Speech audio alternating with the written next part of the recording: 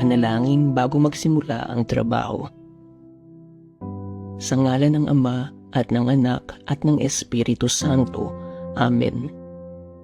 Ama naming banal at makapangyarihan sa lahat, maraming salamat po sa isang magandang buhay at malusog na katawan na inyong ibinigay sa amin.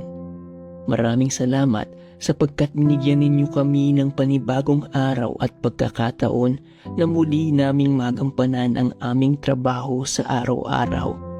Dalangin po namin, Ama, na gabayan ninyo po kami at ang aming pinagtatrabahuhan sa araw na ito. Tulungan mo po kami na maisakatuparan namin ng maayos at matagumpay at puno ng pagmamahal ang aming responsibilidad sa araw-araw. Ama, kayo po ang manguna sa aming gawain sa araw na ito. Amin pong inaalay ang aming trabaho sa iyo, Ama. Gagawin po namin ang aming trabaho ng naaayon sa inyong kalooban. Tulungan mo po kami na magawa namin ang aming mga gawain ng kalugod-lugod sa inyo. Maraming salamat po sa patuloy na pag-iingat ninyo sa amin kasama ng aming pamilya at mga mahal sa buhay.